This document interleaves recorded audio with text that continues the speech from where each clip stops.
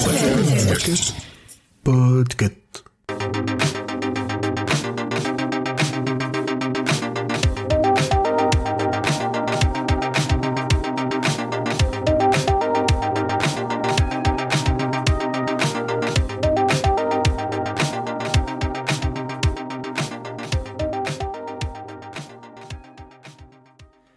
Bonjour à toutes et à tous et bienvenue pour un nouvel épisode de Watchlist.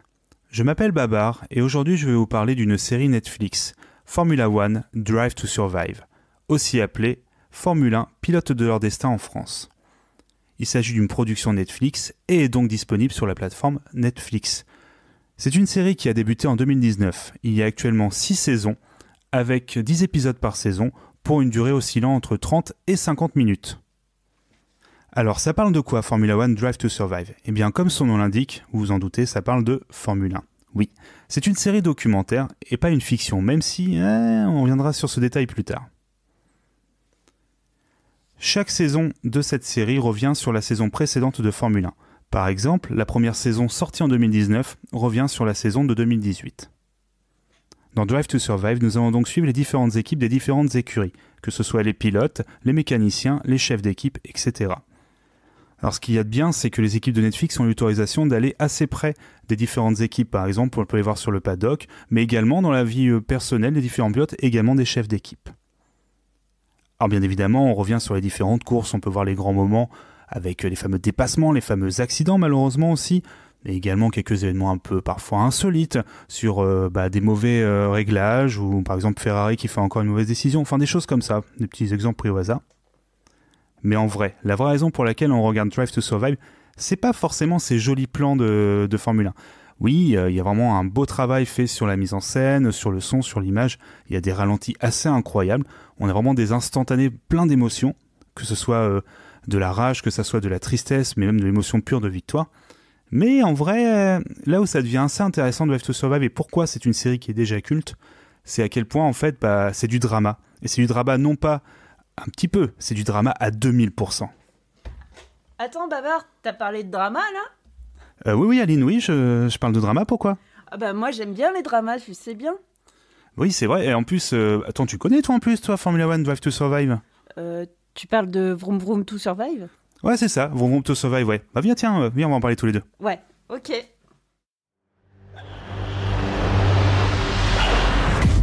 These guys have an almost fighter pilot mentality, and that's what separates them from mere mortals.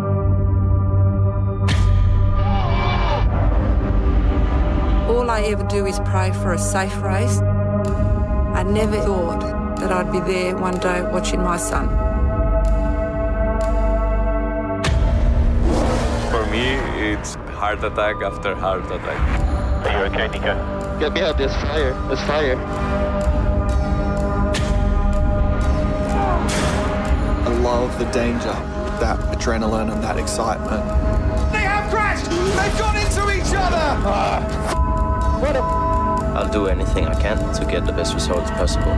I'm not worried about dying.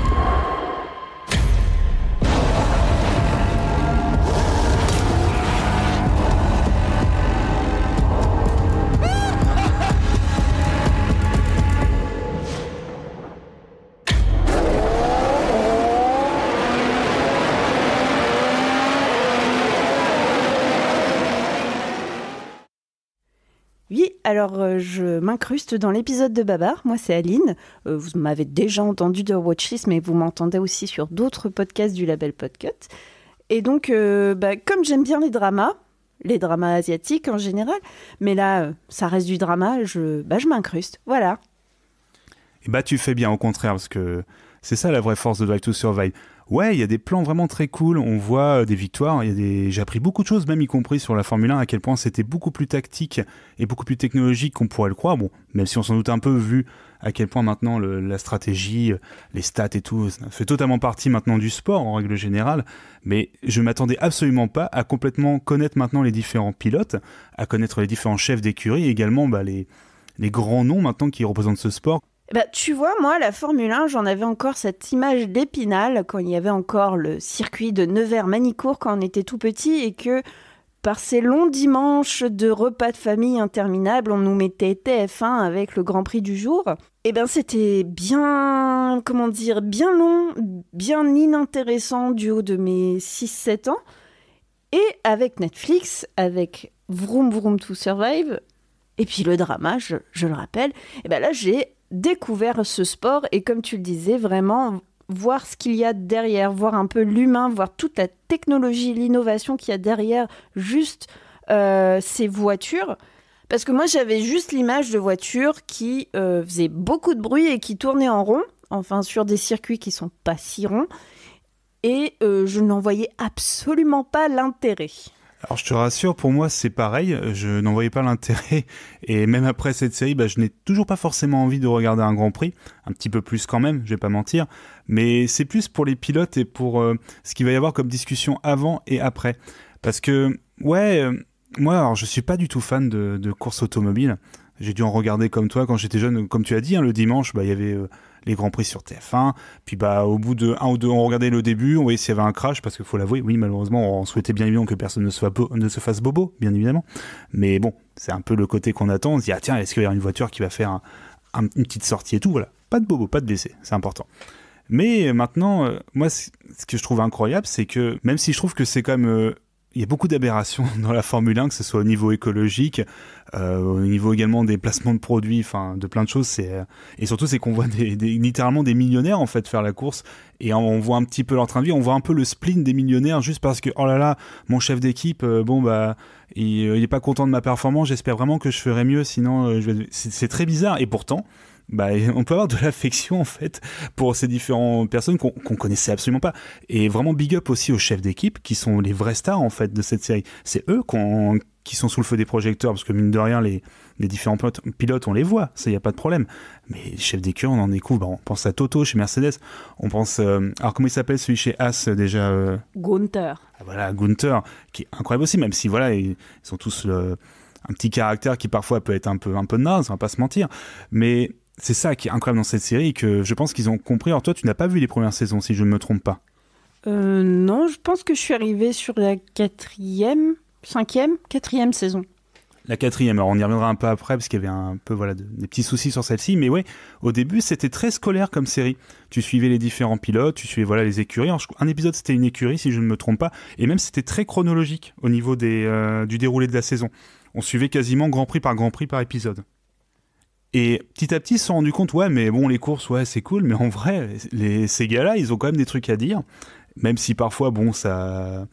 il y a des choses qui sont pas très intéressantes, on va pas se mentir, de dire, ah là là, ma nouvelle voiture, machin, je vais acheter une nouvelle voiture, j'ai pris un petit pied-à-terre à Monaco, forcément, ça fait un peu marrer, quand tu vois le pied-à-terre qui, je pense, est plus grand que n'importe quelle maison ou appart que j'aurai dans ma vie. Et pourtant, ils se sont rendus compte, c'est ça que les gens voulaient. Ils veulent voir quand ces gens s'engueulent entre eux, quand il y a des rivalités qui se créent, quand ils vont parfois craquer devant leur famille, pour leurs doutes sur est-ce que je suis toujours assez bon, est-ce que je suis pas trop vieux pour ça, ah quand même, il y a mon coéquipier, il est sympa, mais j'ai peur qu'il me vole la vedette. C'est très particulier, mais ça fonctionne. Je reviens un peu sur ce que tu disais. Effectivement, c'est des millionnaires qui font la course tous les week-ends. Ça pourrait prêter à rire, mais comme tu le disais, en fait, c'est au-delà des personnes, c'est vraiment des personnages. C'est quasi de la caricature pour certains. Et de toute façon, à la fin, c'est toujours Verstappen qui va gagner. Mais c'est des personnages, et Netflix a vraiment mis le doigt sur ce qui fonctionne, c'est le storytelling. Et du coup, je pense, tu vas peut-être me contredire, c'est ce qui arrive dès la saison 4, c'est on va perdre ce côté « je suis une écurie par épisode » de façon chronologique. Là, on va plutôt s'intéresser à des histoires. Qu'est-ce qui va se passer? Comment la rivalité entre Ferrari et Mercedes va évoluer sur tel ou tel Grand Prix? Et puis l'épisode d'après, on va passer sur McLaren. Comment ça s'est passé? Mais 3 prix en avant. Enfin, c'est assez... la chronologie est toute pétée. Mais c'est ça qui renforce aussi le storytelling. Et on arrive à s'attacher ou au contraire à détester ces personnages. Et ça devient un vrai soap opéra en fait. Alors oui et non, pour répondre à ta question. Alors oui, Il y a, en effet, on perd petit à petit le côté chronologique, même s'il disparaissait assez vite en fait dans les premières saisons. C'est pas vraiment la saison 4, hein, ça s'est vraiment fait au fur et à mesure des saisons. Dès la 2e et la 3e, tu voyais déjà tous ces changements. Et non, parce qu'on garde quand même ce côté, pas un épisode, une écurie, mais presque. Parce qu'il y a certaines écuries maintenant qui ont dit non, parce que finalement il y a des dramas qui se sont créés à cause de cette série. Alors, à la fois, cette série a permis une exposition auprès du grand public, nous les premiers, hein, pour le dire, pour potentiellement être des nouveaux clients de tout l'univers Formule 1, mais également MotoGP et tout. Et ça, ils l'ont bien compris, hein, au niveau de la FIA, donc l'organisme qui gère la Formule 1, que ça pouvait être une publicité assez intéressante. Mais à côté de ça, il y a certaines écuries qui ont fermé leurs portes, au contraire. Donc il y a des fois, certaines saisons où il y a certaines écuries dont on n'entend absolument pas parler. Bon, au niveau du score non plus, malheureusement pour eux, mais ça, c'est autre chose. Mais comme tu l'as dit, voilà, au final, c'est aller sur ces personnes et vraiment s'attacher au côté tel pilote qui lui a vraiment un potentiel de dingue, il est jamais dans la bonne écurie. Donc à chaque fois, il va jamais pouvoir gagner le Grand Prix, il va jamais pouvoir prétendre à un titre. Alors, pourtant, même si Verstappen gagne tout depuis maintenant 3 ans, et c'est encore le cas, faut savoir que tous ceux qui sont sur cette piste sont tous potentiellement des champions parce que c'est vraiment l'élite de leur sport à chaque fois. Pour devenir pilote de Formule 1, il y a tout un parcours en fait à faire et c'est vraiment les meilleurs qui sont déjà sur le circuit. Donc potentiellement, tout le monde peut être champion. Et c'est ça qui est intéressant aussi à voir, que peut-être, cette année, il y aura peut-être quelqu'un qui va se détacher du lot. Alonso qui est là depuis maintenant un paquet d'années, il revient en force. Et c'est ça aussi qui peut être rigolo et qui forcément crée du storytelling. Forcément pour ceux qui font la série, c'est de leur rempart à chaque fois les rebondissements. Et quand tu parles d'éternel second, est-ce que tu fais référence à Charles Leclerc ? Le pauvre, il est vraiment pas aidé par son écurie. Alors oui, même si maintenant, c'est un petit peu changé, mais c'est terrible, c'est que je dis ça en le sachant, alors qu'à la base, je ne connais pas du tout cet univers, et pourtant cette série, je vais pas prétendre que je connais tous les bails, comme on dit. C'est intéressant de le voir, mais... De voir tout l'écosystème qu'il y a autour de la Formule 1. Ce n'est pas juste les courses 3 jours tous les mois, un week-end tous les mois, mais c'est vraiment l'amont, la préparation, comment on prépare une voiture, comment les ingénieurs l'imaginent, comment ils concrétisent leurs idées, comment une voiture qui n'a même pas été testée en amont parce qu'ils n'ont pas le droit de la tester, comment le jour 1 au premier Grand Prix, est-ce qu'elle va donner sa pleine performance ou est-ce qu'on va voir des innovations, des améliorations techniques et technologiques par la suite ? C'est assez impressionnant. Mais là, peut-être que je parle un peu plus de mon point de vue d'ingénieur. Et c'est ça aussi qui m'intéresse, c'est de voir que c'est pas juste des athlètes qui font des courses, c'est que vraiment, il y a toute une équipe derrière.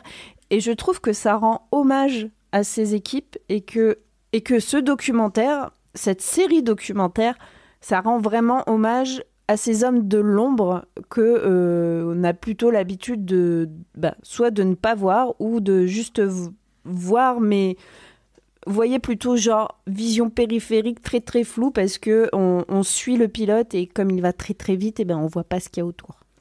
Totalement d'accord avec toi, mais par contre, tout n'est pas parfait, il faut le dire. À partir de la saison 4 principalement, il y a quand même pas mal de montage et de magouilles auprès de la prod, qui a par exemple inséré parfois des images de Grand Prix qui n'ont rien à voir entre eux, c'est-à-dire que pour créer un peu de tension sur un moment, ils ont mis des images d'un Grand Prix qui n'avaient rien à voir avec celui qu'ils sont actuellement en train de nous montrer. Pareil, ils ont mis ils ont créé des faux appels radio entre les équipiers parfois, ou des faux appels. Bref, une grosse magouille pour créer du drama, pour créer de la tension, ce qui fonctionne très bien, parce que comme moi le premier, oui, même toi, nous deux, on ne connaissait pas du tout la vérité après ça. Et quand on se rend compte qu'on a été un peu là, on grince un peu des dents et on se dit, c'est dommage, parce qu'il n'y a pas de raison, en fait. Ils ont déjà tout le potentiel pour faire une super série. Ah ouais, écoute, j'étais pas du tout au courant de ces petites magouilles. Par contre, on va peut-être pas trop spoiler, hein, il faut laisser les autres aller regarder par eux-mêmes. T'en penses quoi ? Ah oui, tu as raison. C'est vrai que sinon je vais trop en dire. Donc voilà, hein, Vroom Vroom to Survive, je ne suis toujours pas la Formule 1, même si parfois je me fais peur parce que après un Grand Prix, je vais quand même le lundi matin aller voir les résultats sur mon meilleur journal, savoir si Verstappen a encore gagné, si Charles Leclerc a encore pété une pile. Mais voilà, en fait, maintenant je me surprends à m'intéresser, mais vraiment du point de vue Résultat, j'essaye de voir un peu comment la saison va évoluer pour essayer un peu de voir comment la prochaine saison de Vroom Vroom sera. Mais je ne vais toujours pas suivre les courses, ça ne m'intéresse pas parce que c'est beaucoup trop long. Et comme tu le disais, le côté voiture thermique qui roule dans le désert, d'un point de vue écologique, c'est moyen. En tout cas, j'ai hâte comme toi de voir la nouvelle saison. Et puis, Netflix s'est pas arrêté là. Hein. Il me semble qu'ils ont aussi adapté sur d'autres sports, mais peut-être on pourra en parler à l'occasion d'un autre épisode de Watchlist. Je pense notamment à Drink Drink to Survive. Ouais, sur le Bicloun. Ouais, peut-être, ouais. On va peut-être en parler, ouais. En tout cas, merci Aline d'être arrivée. C'était un plaisir de pouvoir papoter avec toi de Vroom Vroom to Survive. Merci Babar, merci à toi d'avoir partagé le micro avec moi. C'est toujours un plaisir de faire des choses ensemble.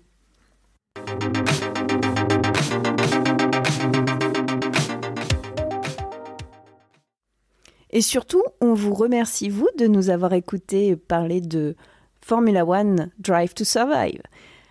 C'était un épisode de Watchlist. Watchlist est un podcast du label Podcut. Vous pouvez nous retrouver sur toutes les plateformes d'écoute et nous laisser des commentaires, mettre des étoiles, etc., etc.